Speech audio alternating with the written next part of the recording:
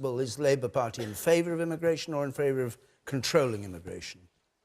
We're in favour of immigration, but we're in favour of fair rules and we're in favour of managed migration, and we always have been. We're not in favour of putting arbitrary limits. We're not in favour of saying, oh, we should have this number of migrants, because that, frankly, is a load of nonsense. But are too many people coming in from the EU to this country? That's the question. I think it's clear to all of us that migration needs to come down, and there's a number of reasons for that, and let's have a kind of grown-up conversation about that.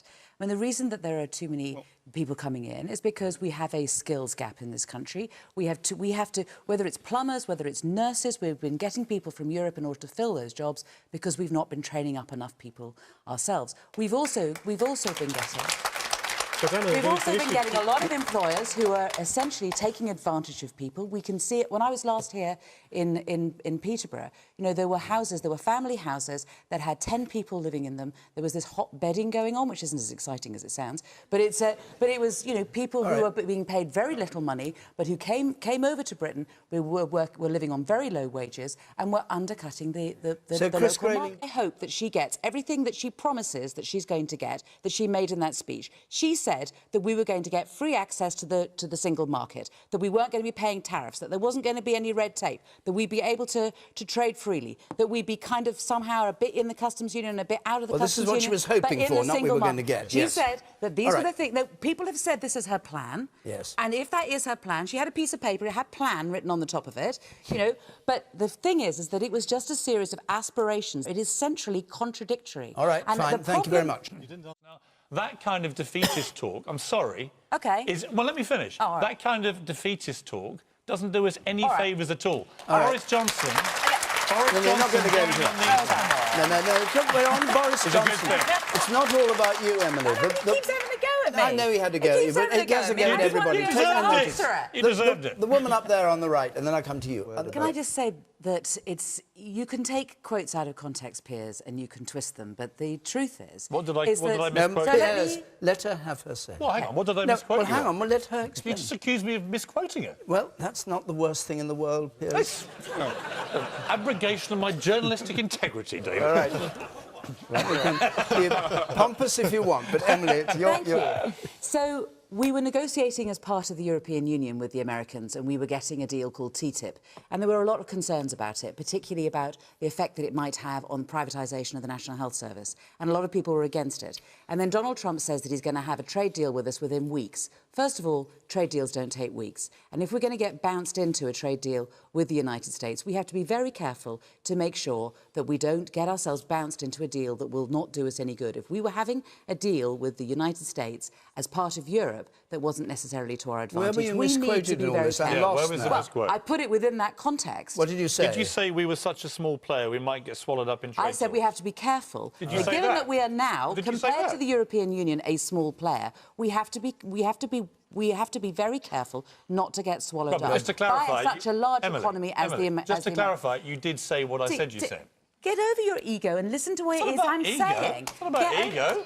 What it is I'm saying, and I'm making an important point, which is when we negotiate as Britain, as opposed to the European Union, we will be doing this with trade deals around the world. We need to be conscious of that, and we need to make sure that because once a trade deal has been signed, private companies will be going to our British courts and saying there is a trade deal. We demand access to your markets on these terms because this is what has been agreed. We need to be careful. Thank you very much. And many of these things cannot simply be answered in half a sentence misquote. Thank you. I'll take that's it. Let's leave that, and I'll take a point from the woman there in the third row from the back. I think that we pay 0.7% of our income as a country to develop the developing world because it's the right thing to do. Yeah. Because it's the right thing to do. And because we are an interconnected world. We are an island, but we're not an island. Right. We're an international... But Emily, it's also about choices. Yes. Some of the stories that I think... it's about doing the right thing. Yeah, but I agree. But some of the stories that anger people about foreign aid... I've been following the Mail's campaign on this. You know, there was one story about an Ethiopian all-girl pop band who were being backed by £5 million of UK taxpayer money. Now, that is the kind of figure for that kind of project where people look at grannies on trolleys in our hospitals for 2 days, and they go, this isn't right. No. And so that is where I think we have to look at it You and have, say, you have 30 what is our seconds, priority? Alistair. If he's not going to move the American embassy to Jerusalem and wreck the two-state solution, then I will be very happy. If he's not going to try and undermine the Iranian nuclear deal, then again, I will be very encouraged, and I will judge him by his actions. You have no and instinct not just at the by moment. what the difficulty is, if you look at the people that he's appointed, that kind of seems to underline the sort of things that he has been saying. And not to, again, to criticise Piers, because that wouldn't be my job, but you know, when he talks about his journalistic integrity, Donald Trump did not say that NATO had an obsolete structure.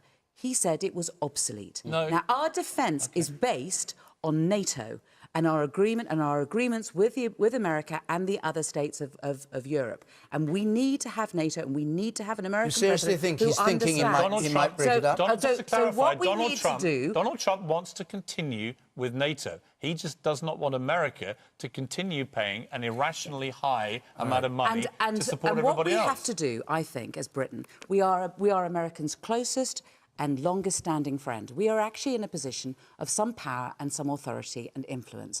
And I think that we need to have a Prime Minister who is prepared to say, when it is necessary, no, Mr. President, that's wrong. Yeah, but also, Emily, what about this? Donald Trump is half British. You know, I've talked to him many times about his British roots. His mum was born and raised in Scotland till she was 18. He loves this country. His mother loved the Queen, absolutely loved the Queen. If I'm Britain right now, coming out of the European Union, and our biggest exporters, the biggest purchaser of our exports in the world after the EU is America. And we've got Donald Trump saying, I'm half British. I'm the most powerful man in the world. I want a deal. We should be tearing the roof down and we to should get never, in. Okay, enough from the side table. All right, thank you. No, all right. Listen, the two of you, you've done well. You've made big contributions. You've taken up too much time compared with the three people here and the people in the audience.